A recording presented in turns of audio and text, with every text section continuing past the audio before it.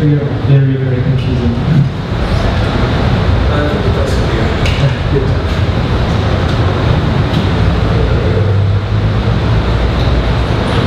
But so being weaponized doesn't have doesn't carry kind of let's say judgment over architecture, or do you think that being weaponized is a kind of judgment for architecture, or is just a condition? Yeah, I think it's a condition. I think there's no escape from it. Maybe I should give an example that for some reason I did not talk about, but I've heard from a Brazilian friend of mine who used to be a student in Leopold. I've heard that someone like Leopold is very much Ernst Leopold is very much taught in Brazilian architecture school. Yeah, is that true? Or I don't know. But let's take someone like Leopold who like makes all those dimensions of bodies, like makes entire books of which design would be, what dimension of design would be the most appropriate for a body. Or obviously we think of that, we also think of Le Corbusier's Modular, Henry Dreyfus, and many others who try to optimize architecture in such a way. I mean, it is, obviously, those were made with very good intentions of like, let's make it perfect, let's make this table at the perfect height, let's make this stool in relation to this table at the perfect thing. But obviously, if you do that, you're already considering a normative body. You can consider two normative bodies. You can consider a man and a woman. You can consider, like Dreyfus does many drawings, like even with like handicapped people, people in wheelchair, elderly, children. But you can multiply as much as you want. You will always still consider normative bodies in the sense that you would say, okay, this normative body will be 1.65 m tall, and the table should be at this height for this normative body to be appropriate. It's kind of a taxonomy that has a limit, it doesn't address every possible differentiation. Yeah, but let's say that if a child, like if a child told like that would try, the relationship a child told like that with this table is a very violent one again, in the sense that it clearly has not been thought for this child. So you're going to tell me, well, okay, but let's make as many normative dimensions for each body of the world or something like that. But maybe my take on that would be, let's not make it for anybody. Let's assume, again, we don't know what a body is. We don't even know what it is. And in that sense, you are doing something that's clearly not innocent. It's clearly not, it's not non-violent. It has a very strong violence in it. But oinosodem, you do not, I don't know if you not, I was going to say you do not participate in relationship of power, which is not true, you always do, but maybe you do not participate in the relationship of powers in the exact way that the dominant scheme is doing. So oinosodem, something interesting is happening, because you would have deny the existence of a normative body. You would have just admit that we don't know.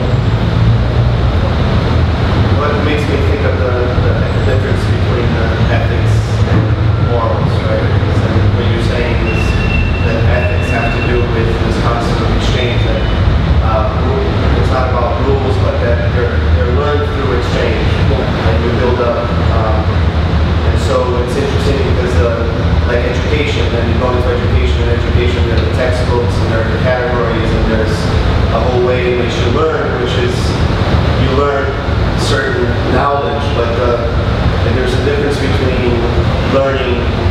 knowledge versus knowing. Learning how to ride a wave is a learning that is you need to engage your body with. And in some ways, like when you look at like all these tactics of military, for example, they're taking advantage of both things. They're using the categories, this idea of categories, to normalize and to project their power, but they're also using kind of an ethical way to be tactical about like how to go into a city and come up with strategies that are much more subversive in some ways, like how to learn how to occupy a city, for example. Yeah, I think it's exactly right. The very last part of what you just said finds the perfect embodiment in what Leon writes in All the Land about the way Israel uses architecture as a means of occupation. They're actually leading the blues and all this, right? Yeah, well, it's these two particular officers of the Israeli army who led the two sieges during the Second Intifada in 2002 against the refugee camp of Nablus and Jenin. And just like Robert Bugeaud, 100 years before them, they thought, they kind of gave themselves a rule of never go into the street, but pierce their path through the walls, destroying Palestinian homes. Just imagine the condition of a Palestinian refugee who already doesn't have much as a home, and then all of a sudden you have like 10 Israeli soldiers in their living room by the wall. And you do have this entire rhetoric that is a very I think it's very far-fetched, but these two Israeli officers explain how they read the laws and Guattari, how they have straight space, smooth space. I mean, they speak in the same way that architect speaks about it, which is very simplistic. Right? So we have straight space, which are the walls. We need to make it smooth by going through tunnels. I'm saying like architect, by the way, one of the chapters of the first book is about that, and I don't think I would rewrite it the same way anymore. But it's very interesting because actually this chapter finished with something we talked less about, which is about the relationships of those two officers with the wall, the wall in Palestine. And they say, I don't mind a wall as long as I can access, as long as I can deny its existence as much as possible. And it's very interesting because when this officer says that, he thinks he's being radically, like he's being super powerful, philosophically speaking, but no, it's just expressing the power of the key holder, which is the person who has access to the porosity of the wall. So in that case, the army obviously is that you have like 50 check Russians and you have like 15 checkpoints along the walls. The army can go as they want. They have privileged access. So he thinks he's denying the essence of the wall. He's actually completely re-emphasizing his relationship of power with time. When I was in Jerusalem, I had to go through checkpoints to run out. I noticed that the architecture is put in a way that you have to go a lot around for going through. Really, if you're coming from Ramallah to Jerusalem, so there's lots of traffic jams. Yeah.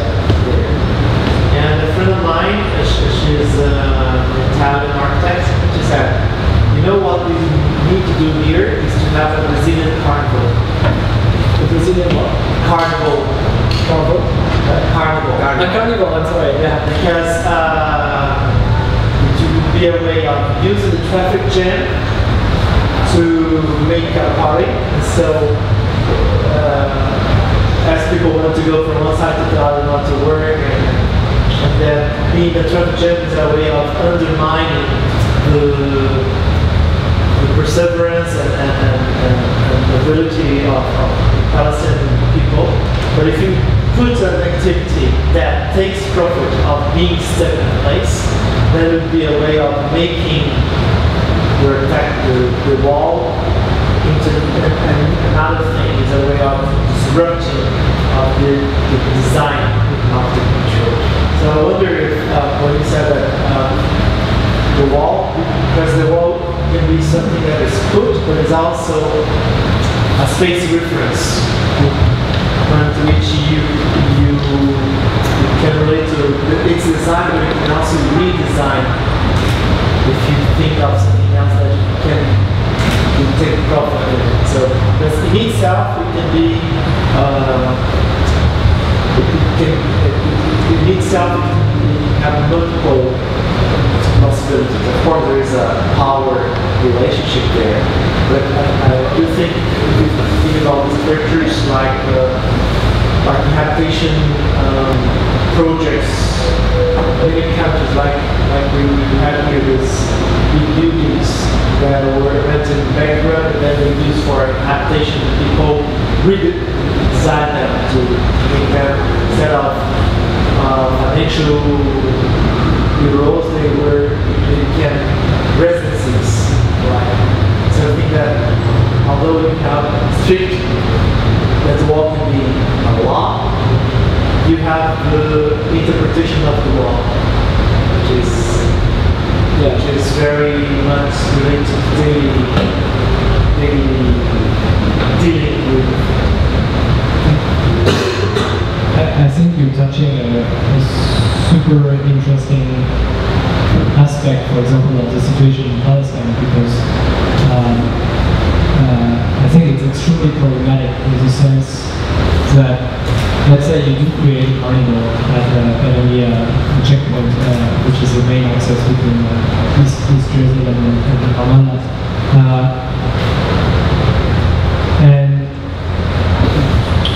And I'm not saying we should not, I'm just saying all of a sudden it becomes problematic because, as you say, it references a wall.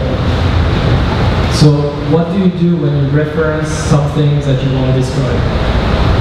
So you know, you have this carnival happening every day at 4, let's say. There's something going on. And you love it, it's great.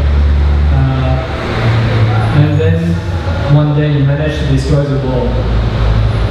And or you have the choice to keep the carnival, but if you keep the carnival, you need to keep the wall. I mean, there's a causality that's created that's a little bit problematic that I can associate to the very last thing I wrote about on the blog, which is this very, very interesting architectural problem that touches Palestinian refugee camps. The Palestinian refugee camps exist for the last 70 years now, almost 66 years.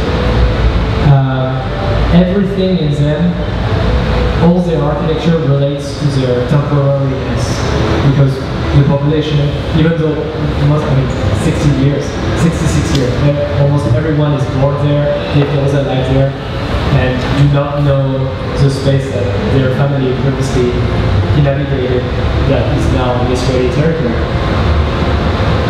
But everything relates to this temporariness, so that people don't feel hope and know that someday they will be able to go back to their original land, which creates another problematic aspect. But so recently, Sandy Hill and Alison Opati, who are the two of the three founders of decolonizing architecture, created a project of a public square in one of the refugee camps near Leopold in the West Bank. And that created a lot of debates, because all of a sudden if you build something, if you build a public square, all of a sudden you're making things a little bit more settled, a little bit nicer to live. And some people would see it as a way to renounce a little bit to their rights to return. Some others would say, no, I mean, when I'll be able to return, I'll have the choice. I'll stay here, that's been my home all my life, or I'll return by political conviction to the land of my family. So I don't quite have an answer for that. I'm just very interested in the programmatic aspect of it and how architecture can actually trigger that, and how, all of a sudden, if you create something too nice for the population you're trying to serve, politically it problematizes something else. And I completely understand it. Sandy Hila's argument, she's the architect, I heard her in the lecture, she said, I don't believe in that. I don't believe that people need to self-inflict a bad way of living just to say collectively that we're waiting to go back, and we might wait all of our life. One life might be shitty, but at least we have waited. She said, I don't believe in that. I think it's interesting, and the fact that there's been many debates in the refugee camp is interesting as well, and proves that it might be a little bit more complex than that. But, and you know, it's interesting, the self-depreciation of one's life, because I mean, if you think of hunger strikes, that's exactly what it is. Like, we're talking about bodies. It's like you renounce to sustain your body. This is also, it's one thing, a body that's already, let's say, not developed, but an adult versus, let's say, a child. Exactly. But so how can a child have enough to gain enough awareness, enough intelligence to actually fight against that? Well, that's a differentiation I was going to make with hunger strike. Hunger strike is a very individualized, even if you do it, even if you're an IRA prisoner in Northern Ireland and we decide to do it collectively, it's still a very individualized situation. Whereas when it comes to the entire community, including people who might not even be that involved politically because they're too young or because they're not interested, which is their right, it's honestly, it becomes more problematic. But that's what I mean. Like I don't have an answer to that. I'm just finding interesting the fact that it's never simple. But you think not in the role of the architect providing a user the space, but people who use the space that's there to other needs, to other ends than those that it was built. For instance, the prisons. There was a project I saw there in Palestine is that in the prisons, people were sent, many of the prisoners, they were there for many years, and what they did, together with the man, there was a library inside, and then they used the prison not to educate themselves and to exchange knowledge. So the ones who knew, who could speak French, would teach French, those who knew Hebrew, teach Hebrew, and then they got an informal university site, and they used the prison not as a punishment place, but a place as empowerment for them. And they would change, like they would have books, and they would change the covers so people could read like a romance, but inside there was engineering books or history, geography books. And so the wall was there as a divider between rows and as a man means to reach the Israeli government punish those prisoners, but at the same time they use that as a consultation university camp. So they would leave not powerless, but they would be stronger when they became, because many of them didn't have even this in their plan of life of educating themselves, and they would leave as people that could do work that we were not supposed to do. So in this case, it was redesign the architecture by the users. It was a redesign of the architecture by the users, not by the. That makes me think of a text I wrote about Foucault, and I was very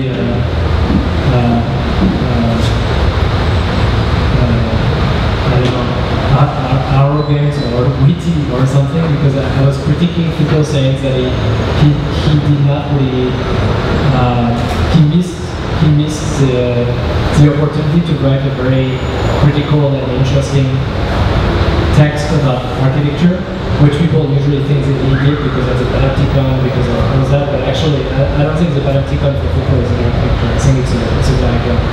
But there's these interviews that architects like to read, at least in the US, I've noticed, with an interview with Paul Haminoff where Foucault says, oh, but at the end of the day, I mean, only practices are liberatory. Architecture cannot force me to do anything. If I want to destroy the walls that the architect built for me, I can do it, which I find very weird Foucault saying that. I don't know, maybe he's being very light about that, I feel. But it's interesting how we think, because I do agree that only practices are liberatory, and that's a great example. I don't think there's a liberatory architecture, but I think there is a repressive architecture. Because usually people think that if it's not possible for one, then it's not possible for the contrary, but I don't think that's true. I think I'm very much in the opposite spectrum of the modernists that thought architecture can heal. I believe like them, but I believe the opposite. I believe architecture necessarily hurts, but then what do we do with it? But if we confrontate the idea of the individual and the idea of the community, we can say that both of them are liberating or regulating, or oppressing. For example, when I'm talking about this because of the prison, right? Because maybe what allowed this to happen is that there was a strong sense of community, because those people in there, they shared something in common, right? That's specifically because they were compressed by the same power. So somehow the idea of community can allow you to do some things and to protect you, and somehow this is also a kind of liberation, because you have a body of people that somehow supports you. But it's the opposite. We can say the same thing about the individual, because the individual, when he detaches from the community, he also detaches from the community regulations, right? Because to be part of a community, you need to, for example, in Palestine, in the prison, you probably need, for example, to be Muslim. I don't know, I'm just saying something there, in the prison, I don't know. But if you are from a small community, you have to act through some norms. For example, a small city, small town, you cannot be gay in a small town. Because in a small town, it's much easier for people to oppress you, while the anonymity in a city allows you to have a much wider range of choices, but also you don't have the protection that the community does. And then maybe this is one moment that architecture can be liberated in the city. The anonymity of the city is a way that architecture somehow, and then the air of the city frees. How to say that in English? Guarda a cidade de pé. Liberates. The air of the city liberates. It's a very bourgeois statement, but somehow the city has this capacity also to liberate people from some constraints, although they will be trying to adopt other constraints. Yeah. But at the same time, I think that when you are producing and thinking cities with the object of producing images for the global consumption. Yeah. And I think when you said about the performances of the North, I'm thinking about all the transformations that our city is passing nowadays, and how the space determines how you connect and which body is expecting the space, which body the space is expecting. Like the iconic architecture and the spaces that are generous. Yeah. So I'm thinking about this at the same time that the big city degrades you to the degrades you of the operation of the sexual orientation of the political way of thinking. The big city and this global process of image production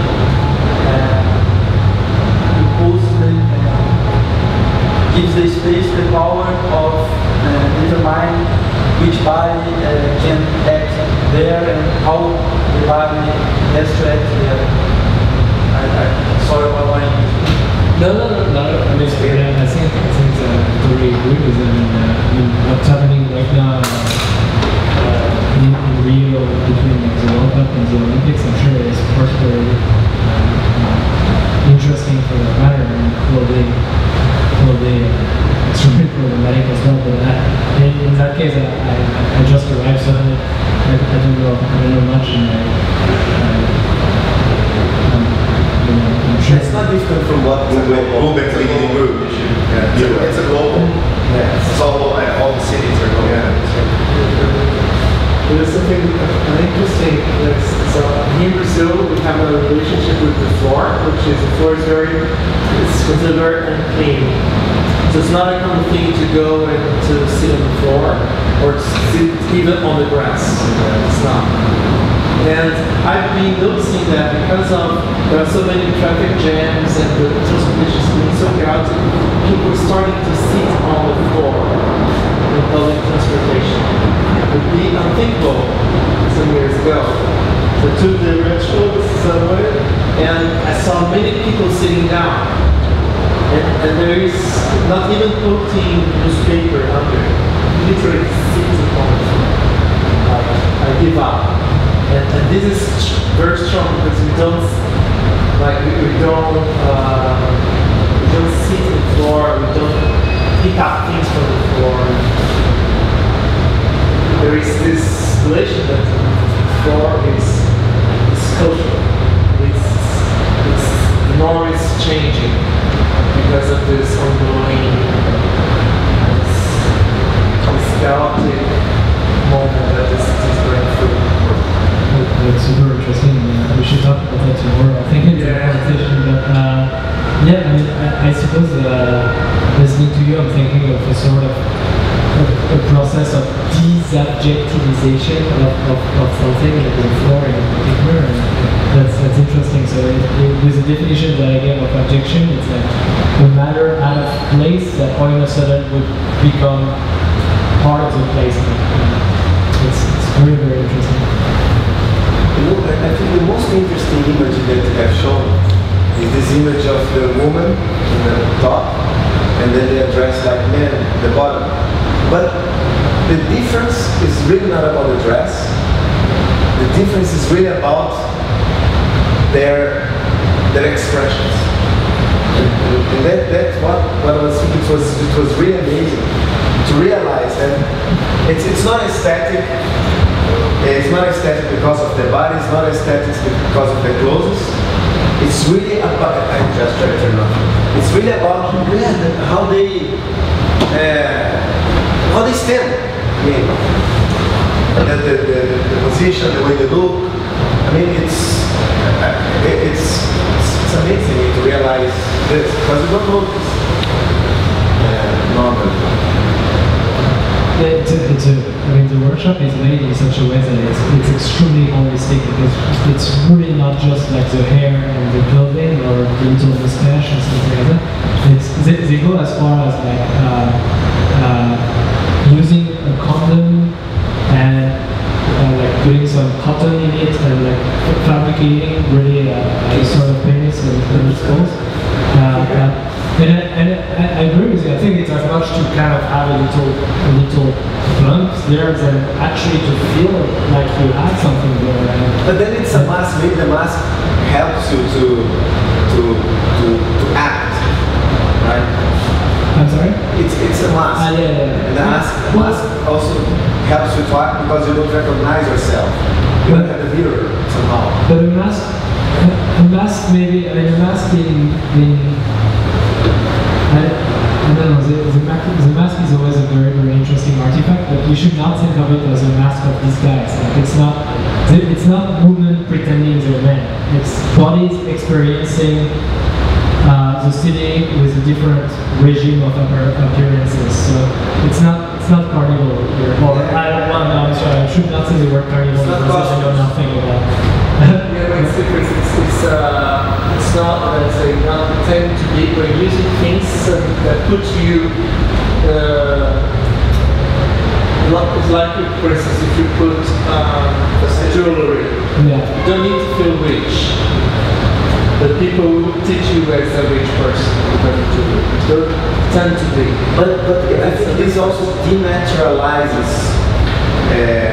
your own condition. It's the idea of the mirror, right?